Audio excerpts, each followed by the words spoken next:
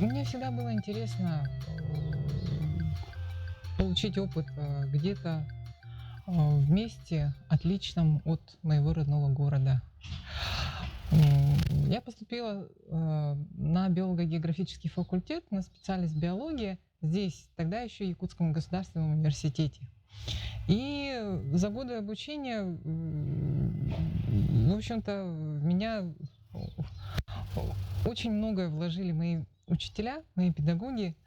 И вообще получили очень, мы все выпускники получили очень хорошее образование. Но всегда было интересно сравнить, а что же, как же будет где-то там, где-то в другом месте, что же там есть. И в первый раз приглашение учиться в Японии, тогда еще в Киотском университете, я получила практически сразу после окончания, тогда пятилетнее образование у нас было, значит, после окончания первого высшего образования.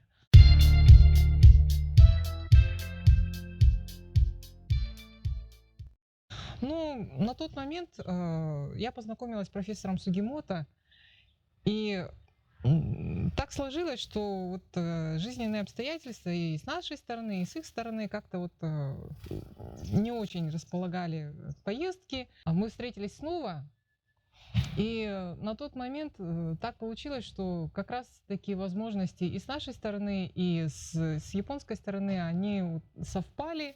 На тот момент было... Профессор Сугимото, она очень давно работает у нас в Якутии, и в основном до этого занималась только наукой.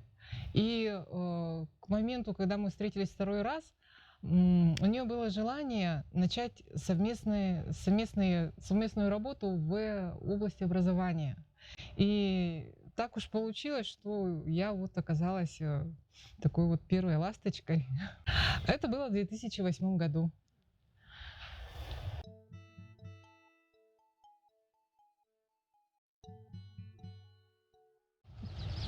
Когда я приехала в Японию, в общем-то, вообще абсолютно все для меня было абсолютным открытием. Наверное, вот каждый человек имеет право на свои собственные впечатления, на вот свое первое собственное восхищение другой цивилизацией, такой цивилизацией, как вот японская.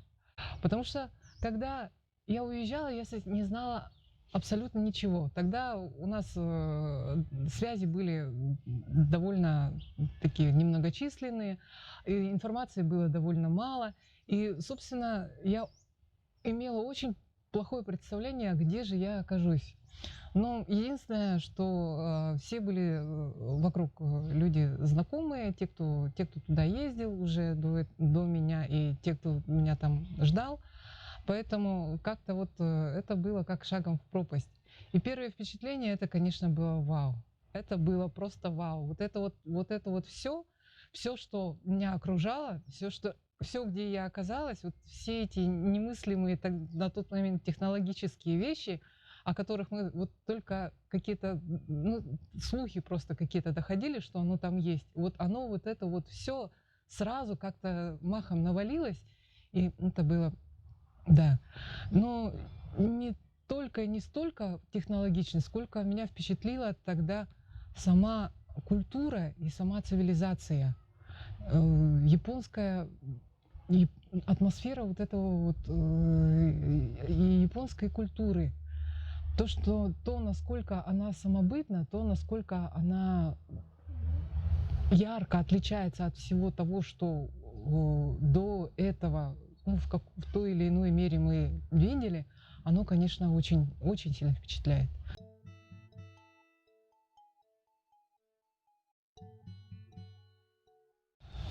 Вот те масштабные здания, вот наличие вот таких высокотехнологичных вещей буквально на каждом шагу в быту, и причем в обыденной каждодневной жизни обычного человека.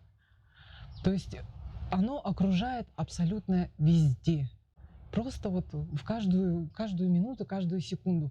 Вот эти вот автоматические двери в маленьком-маленьком таком вот магазинчике, которые вот ты проходишь, и они приветливо раскрываются перед тобой, и мало того, они тебя приветствуют. И вот все вот это вот, ну, значит, наличие вот этих вот умывальников, значит, с датчиком приближения, оно вот тоже вот везде. Вот такие вот небольшие, казалось бы, технологичные усовершенствования, то, что вот билеты можно покупать в автоматах, вообще абсолютная автоматизация практически во всем, во всех сферах жизни.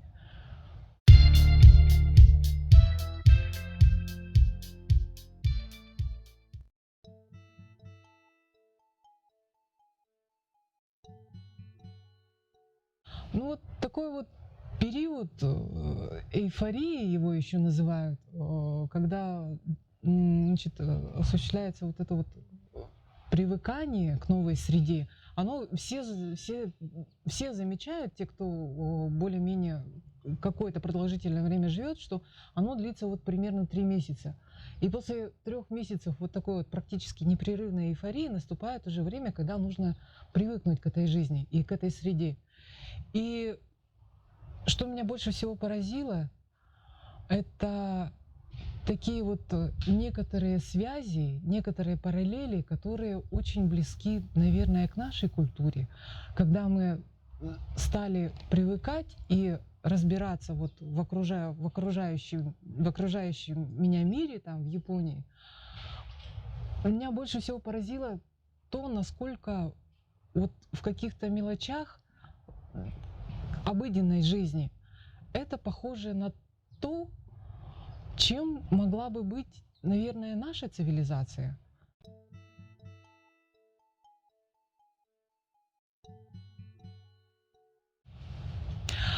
В университете Хоккайдо у меня получилось защитить докторскую диссертацию PhD по теме круговорота азота в нашей таежной системе.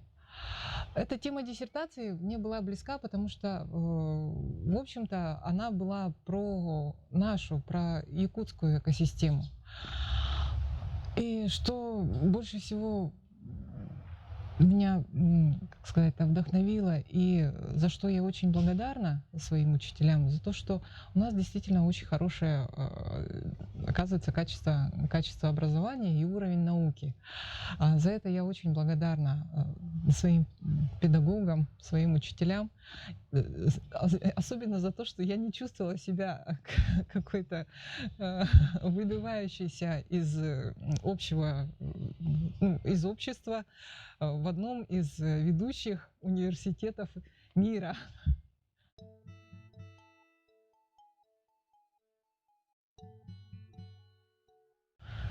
Да, в области науки Япония, конечно, очень развита.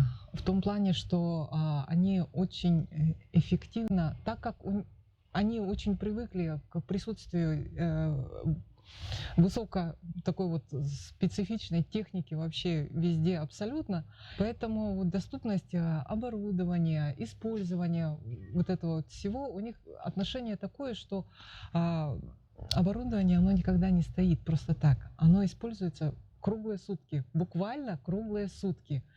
То есть создается очередь из студентов, аспирантов, преподавателей, записывается, и эта очередь, она действительно на приборы действует 24 часа в сутки. И нужно договариваться, в какое, значит, дневное, ночное время вы используете. И вот на вот это вот все, как бы, в плане технологий японская наука, она, конечно, очень развита. В методологическом плане мне было достаточно легко, потому что многие базовые фундаментальные вещи, которые вот исследовательские, вообще общая методология науки, у нас здесь была достаточно хорошая база. Вот. И даже несмотря на то, что мы все знаем, что у нас был у науки достаточно тяжелый период на тот момент, и не хватало и ни оборудования, ни реактивов. Ну вот каким-то образом у нас пытались вот это компенсировать. И даже вот то, на чем у меня не было просто возможности работать, я вот как-то в теории хотя бы вот это вот все знала.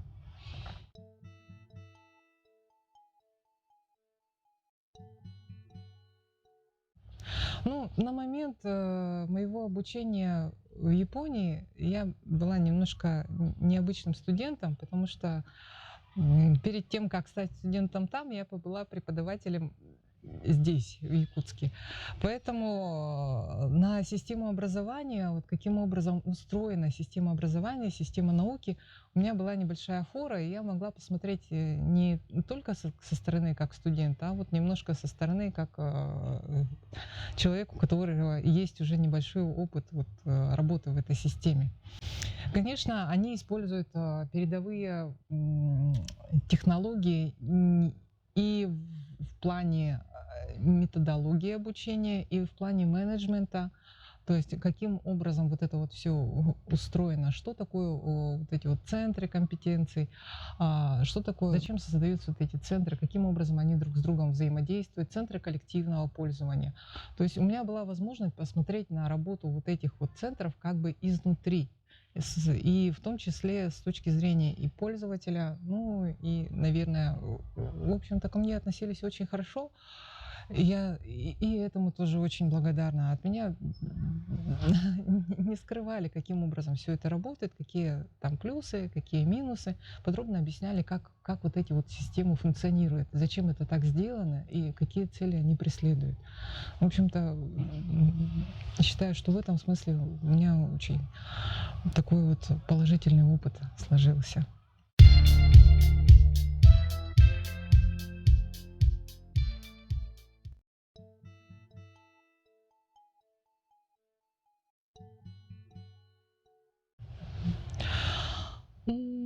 Нельзя сказать, что студенты, они прямо очень-очень сильно отличаются друг от друга. Ну, единственное, что, наверное, какие-то культурные различия. То есть и прежде всего отношение к учебе у японских студентов, оно такое очень основательное. То есть учитель по-прежнему, как это было и в давние времена, из давности, сенсей, это непререкаемый авторитет, конечно. Сенсей, вот эта система старший, значит, и помладше, вот в западной культуре это называется система менторства. А в азиатской культуре, наверное, ну как у нас тоже, тут что постарше убай, и еще дальше это ага, и вот у японцев у них вот эта вот система, которая культурная, она вот также и в системе образования тоже. Система вот симпай, сенсей.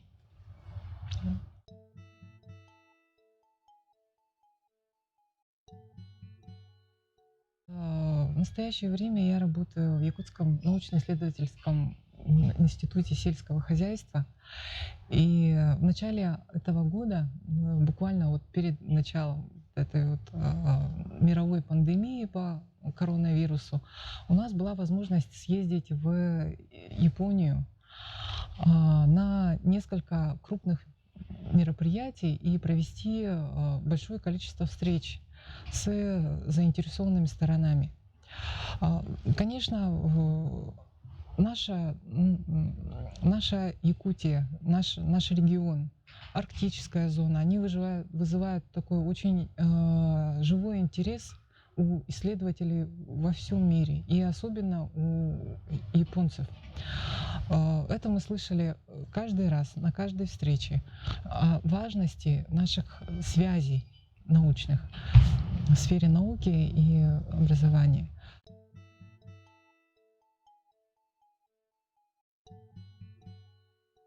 Сейчас я работаю в отделе растениеводства в лаборатории картофелеводства и агроэкологии. Традиционно у нас очень развита селекция картофеля, зерновых, кормовых культур. И так как современные вызовы, современное наше время требует гораздо более точных и таких вот технологичных подходов, в настоящее время моей задачей является внедрение методов молекулярной даже биологии в помощь для осуществления селекции. В молекулярной биологии имеется в виду это работа с генами, в том числе, возможно, такие методы, как маркерная селекция. И, конечно, очень хотелось бы внедрить такие методы, которые используют целый геном.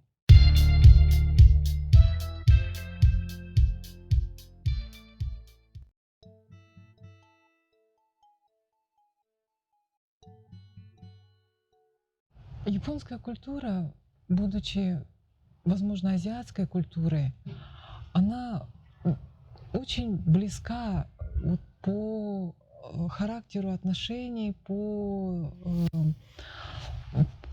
наверное, по взаимодействию внутри общества к нашей, к якутской культуре, которая вот сложилась на сегодняшний момент. Это очень сближает. И, возможно, вот это вот то, о чем говорят, что культурная пропасть и тот культурный шок, который испытывают многие европейцы, наверное, значит, культуры американского континента, вот такого сильного разительного различия, наверное, его мы испытываем в гораздо меньшей мере. Но, конечно, будучи расположенными очень далеко, Япония является островной культурой по определению, и будучи островной культурой, она имеет свои особенности. Но вот некоторые моменты, некоторые области вот в этом обществе, они, конечно, кажутся нам слишком эксагрегированными, слишком переразвитыми, наверное. И, скорее всего, живя на континенте, мы вряд ли бы когда-нибудь до этого дошли. Возможно, мы гораздо более органично развиты в том плане, что гораздо более такой вот трезвый взгляд на жизнь, благодаря тому, что у нас постоянно осуществляется взаимодействие культур. Мы постоянно общаемся с разными народами, взаимодействуем, что-то перенимаем, что-то передаем. Вот, будучи монокультурой, наверное, японцы, они как-то вот имеют тенденции некоторые аспекты своей жизни слишком уж как это называется, переразвивать. То есть культура репутации, значит, в обществе, культура сохранения лица, вот эта культура чести. Конечно, безусловно, это является очень важным аспектом в любом обществе, и его значение, оно очень важно. Но то, что вот оно перегибает палку, то вот значение, которое, скажем, в том, что для сохранения чести вот исторически в Японии было, допустим, вполне логичным осуществить для восстановления репутации, для восстановления чести семьи, то есть или клана, что нужно вот доходить вплоть до суицида осознанного. Но, конечно, для нашей культуры это все-таки уже слишком. Наша культура этого не воспринимает. И вот быть частью общества, быть частью социума настолько, что ощущать себя вот личность каждую как небольшой винтик, как всего лишь болтик в этой большой системе, конечно, иногда это доходит, с нашей точки зрения, наверное, слишком уж таких вот размеров. Например, то, как поколение 50-х, наверное, послевоенное поколение в Японии относилось к вопросу о рождении детей. То есть в плане демографии у них уж слишком вот это была демографическая яма, когда большинство японцев вот того поколения сознательно оно не шло на рождение детей с той точки зрения, что они должны были работать на благо своего социума и жертвуя фактически вот личными такими.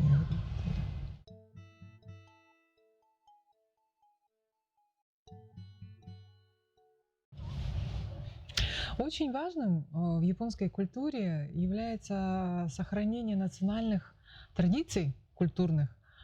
И, наверное, то, что первым бросается в глаза в Японии, это то, что присутствуют вот такие вот традиционные элементы вообще вот в каждом аспекте жизни, но очень органично вплетенные в современность. То, что можно на улицах встретить в праздничной одежде, в праздничной национальной одежде и молодых, и пожилых японцев, то, как они используют вот эти вот традиционные свои культурные ценности, значит, в очень современном технологичном мире и пересматривает их с точки зрения веления времени. Вот это, конечно, очень является таким вот подкупающим в японской культуре. И, в общем-то, многие японские философы считают, что это должно быть так. То, что традиционные ценности, они не должны быть законсервированы во времени и все же должны вплетаться в ту современность, в ту реальность, в которой они живут. Вот это вот и культура, и отношения в социуме, они все, конечно, претерпевают определенную трансформацию и продолжают жить. Поэтому, являясь, с одной стороны, традиционным, с другой стороны, они не являются чем-то архаичным.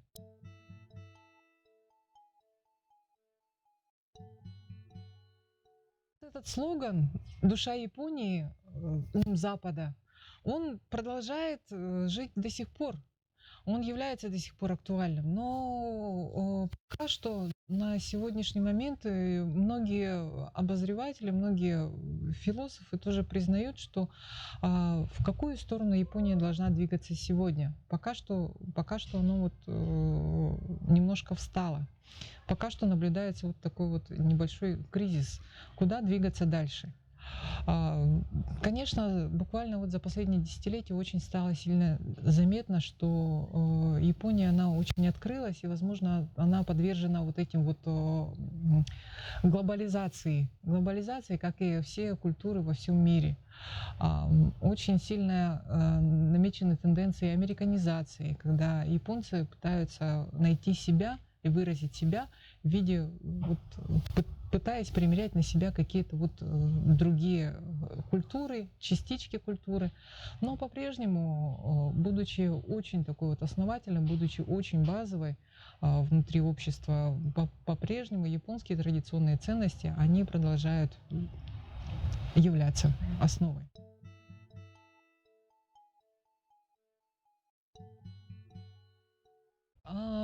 Что касается японской глубинки, японской провинции,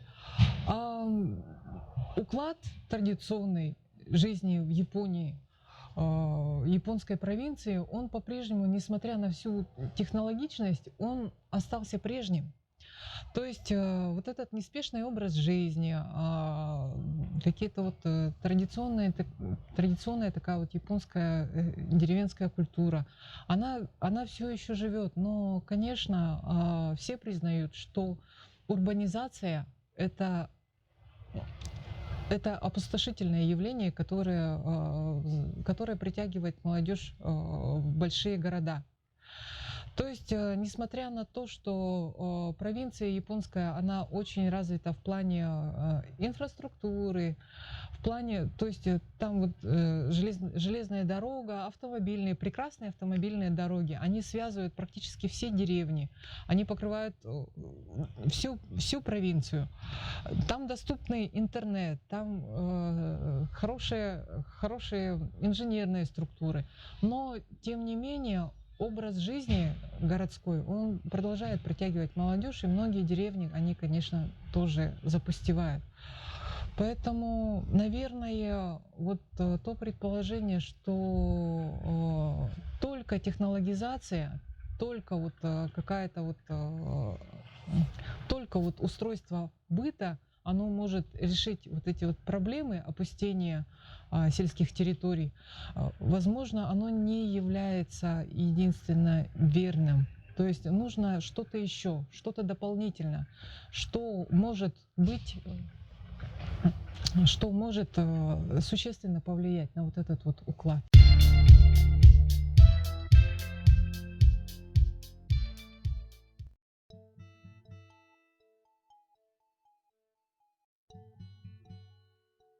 Да, и все же, несмотря на вот эту вот схожесть, некоторую культурную, на всю притягательность японской культуры и цивилизации, все равно, все же мы всегда остаемся самими собой. И всегда кажется, что у соседа трава зеленее, где-то лучше.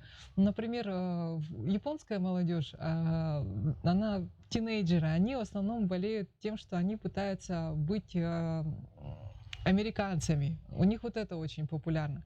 И бывает очень забавно смотреть на некоторых японцев, которые пытаются быть не просто американцами, даже афроамериканцами.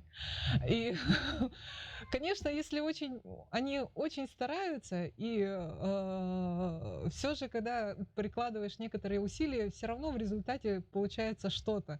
И вот есть даже такая некоторая такая, ну вот андеграунд такой вот, некоторая культурная прослойка, которая является вот они японцы по национальности, но вот в душе они японские афроамериканцы. Ну, это немножко, конечно, с точки зрения здравого смысла, очень странно. Поэтому, где бы вы ни были, как бы вы ни были, конечно, в гостях хорошо, а дома лучше. И мы все равно всегда остаемся самими собой.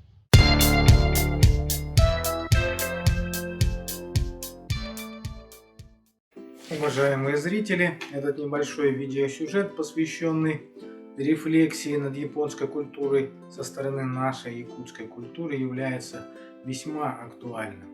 Именно в первой четверти 21 века сама Япония столкнулась с рядом глобальных вызовов. Поэтому для тех культур, которые сейчас, евразийских культур, созрели для органической модернизации, исторический опыт Японии остается весьма важным. Поэтому периодически обращаться к японскому опыту является для нас и поучительным. А этот исторический опыт был, как мы все знаем, неоднозначный. Думаем, что сегодняшний сюжет заставит наших зрителей начать осмыслять эти важные вопросы, которые стоят перед нашим сообществом.